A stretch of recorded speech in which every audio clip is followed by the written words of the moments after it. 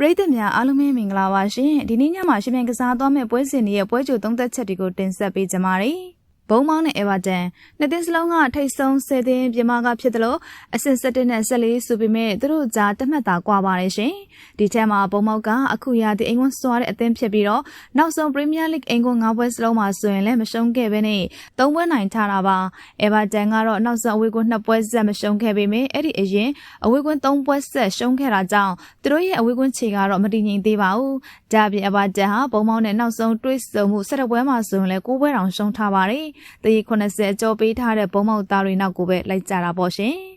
်ဖူဟယ်နဲ့မန်စီးတီးနောက်ဆုံးပရီးမီးယားလိဂ်၄ပွဲမှာ3ပွဲနိုင်ခဲ့ပေမဲ့ဖူဟယ်ကအဆင့်15နေရာကမရွေ့သေးပါဘူးရှင်မန်စီးတီးကတော့ပြီးခဲ့တဲ့အပတ်တုန်းကလွှဲပေးခဲ့ရတဲ့ဒုတိယနေရာကိုပြန်ရောက်လာသလိုထိပ်ဆုံးကအာဆင်နယ်နဲ့9မှတ်သာကွာတော့တာဖြစ်ပါတယ်ဒီဟာဒီစီးတီးရဲ့အဝေးကွင်းခြေကတည်ငြိမ်မှုကဲမဲ့နေပေမဲ့ဒုတိယနေရာပြန်ရောက်လာတာဟာသူတို့အတွက်တော့တွန်းအားဖြစ်စေမှာပါဒါအပြင်ဖူဟယ်စရာကစီးတီးရဲ့ငန်းနိုင်လို့ဖြစ်ခဲ့ပြီးတော့နောက်ဆုံးတွေးဆုံမှု18ကြိမ်စလုံးမှာအနိုင်ရထားပါတယ်တလုံး25ပြအကျော်ပေးထားတဲ့မိုးပြရောင်နဲ့လန်ဒန်မှာတောက်ပနိုင်အောင်မှာပါရှင်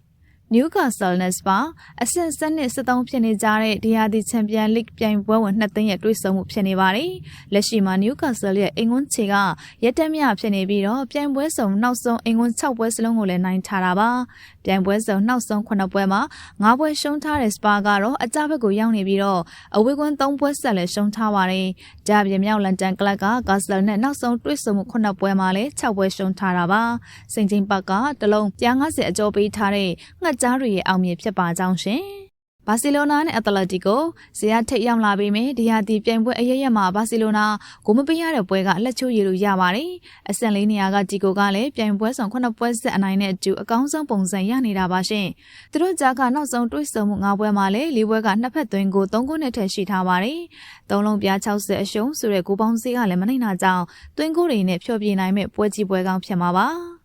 Juventus နဲ့ Udineseပြီးခဲ့တဲ့အောက်တိုဘာလကုန်စီးရီတွေ့ဆုံမှုတော့ကဂျူဗန်တက်ကအိမ်ကွန်းမှာ Udinese ကို3-2နဲ့နိုင်ထားပါတယ်။လက်ရှိမှာလည်းဂျူဗန်တက်ရလက်တည်ငြိမ်နေပြီးတော့နောက်ဆုံး2ပွဲဆက်နိုင်ထားတာပါ။အဝေးကွန်းအားနေတဲ့ Udinese ကတော့ဂျူဗန်တက်နဲ့နောက်ဆုံးတွေ့ဆုံမှု10ပွဲမှာလည်း9ပွဲရှုံးထားပါတယ်။တလုံးပြား50အရှုံးပေါက်တဲ့ဂျူဗန်2ဂိုးပြတ်နဲ့နောက်တစ်ဆင့်တက်နိုင်မှာပါ။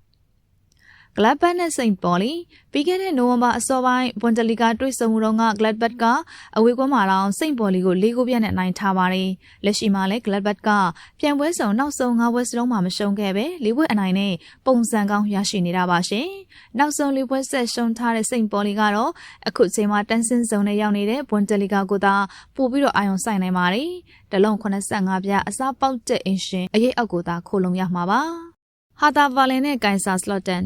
်ဘွန်ဒလီဂါနှစ်ကအထက်အောက်အဆင့်6နဲ့9တို့ရဲ့ပိုကယ်မှာထိတ်တိုက်တွေ့ကြမှာပါပြီးခဲ့တဲ့နိုဝင်ဘာဘွန်ဒက်စ်နှစ်တုန်းကတော့ဟာတာကအဝေးကွန်းမှာကန်ဆာကိုတကူကိုမရှိနဲ့အနိုင်ရရှိခဲ့ပါတယ်ရှင်လက်ရှိမှာလည်းပြိုင်ပွဲဆောင်နောက်ဆုံး10ပွဲမှာ9ပွဲအနိုင်နဲ့ဟာတာကအကောင်းဆုံးပုံစံရနေတာပါဒီတစ်ချိန်မှာလည်းတရီ85ပေါက်တဲ့အင်ရှင်မဲ့ထပ်ပြီးတော့နိုင်ပါအောင်မယ်ရှင်ဒေါမန်နဲ့လီဗာပူးဆင်ဒေါမန်နဲ့လီဗာပူးဆင်တို့ကတပတ်အတွင်းမှာပဲဒုတိယအကြိမ်မြောက်ရင်ဆိုင်တွေ့ဆုံကြတာပါ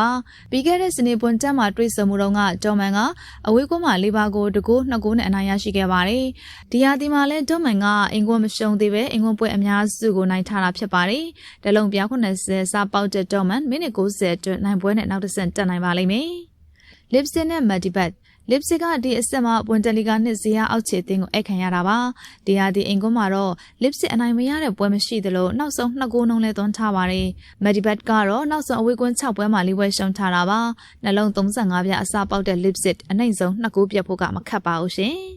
ဘလက်တန်နဲ့အစ်ဆွစ်တန်ဆင်းစုံနာလို့ဆိုရပေမဲ့အဆင့်18နေရာကဘလက်ဘန်ကတော့နောက်ဆုံးအင်ကွန်း၄ပွဲမှာ3ပွဲရှုံးထားတဲ့အသင်းပါရှင်။နောက်ဆုံးချန်ပီယံရှစ်9ပွဲမှာ4ပွဲနိုင်2ပွဲတည်ရင်နဲ့တပွဲသာရှုံးထားတဲ့အဆင့်8နေရာက Asus ရဲ့လက်ရှိခြေစွမ်းကတော့ပို့ပြီးတော့ငြိမ်ပါတယ်။ဒါပြင် Asus ကနောက်ဆုံးအဝေးကွန်း4ပွဲမှာလည်း3ပွဲနိုင်ထားတာပါ။တည်85ပေါက်တဲ့ဧည့်သည်ပရိသတ်ပဲလှုပ်ချင်ပါတယ်ရှင်။ဟုတ်ကဲ့ပါရှင်အခုတင်ဆက်ပေးခဲ့တာကတော့ဒီကနေ့ညမှာရှင်မြန်ကစားသွားမယ့်ပွဲစဉ်တွေရဲ့ပွဲချိုသုံးသက်ချက်တွေကိုတင်ဆက်ပေးခဲ့တာဖြစ်ပါတယ်။ကြည့်ရှုအားပေးခဲ့ကြတဲ့အတွက်အားလုံးကိုကျေးဇူးတင်ပါတယ်ရှင်။